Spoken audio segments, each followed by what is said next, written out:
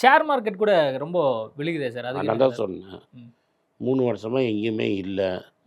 ஏன்னா வெள்ளைக்காரன் நீங்கள் என்ன பண்ணுறீங்க, தோனி, டெண்டுல்கர், ரோஹித் சர்மாலாம் பிடிச்சி mutual funds or mutual fund ரொம்ப நல்ல இன்வெஸ்ட்மெண்ட்டு, ம். மியூச்சுவல் ஃபண்டில் போட்டால் கோடி கோடியாக சம்பாதிக்கலாம் ம். அப்படின்னு அட்வர்டைஸ்மெண்ட் போடுறீங்க.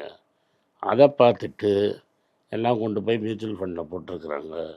மியூச்சுவல் ஃபண்டில் போன 3 வருஷமாக ரிட்டர்னே ஒன்றும் கிடையாது, 0 ரிட்டர்னு. மக்களுக்கு மெதுவாக புரியுது. இப்போ மக்கள் வந்து எடுக்கிறாங்க பணத்தை.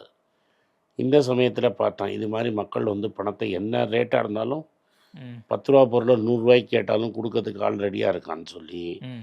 வெளிநாட்டு கம்பெனி ஹியூண்டாய், எல்ஜி, வேர்ல்பூல் இவங்கெல்லாம் விற்று பணத்தை எடுத்துட்டாங்க.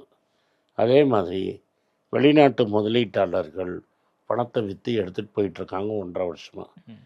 இந்த 1.5 வருஷத்தில் எனக்கு தெரிஞ்சு $150 பில்லியன் பணத்தை வெளில எடுத்துகிட்டு போயிருக்கிறாங்க. ஸோ இது வந்து ஒரு சிஸ்டமேட்டிக் வெல்த் ட்ரான்ஸ்ஃபர் அப்படிங்கிறோம். இப்போ இந்தியாவில் நடக்கிறது சிஸ்டமேட்டிக் இன்வெஸ்ட்மெண்ட் பிளான் இல்லை, சிஸ்டமேட்டிக் வெல்த் ட்ரான்ஸ்ஃபர். ம்.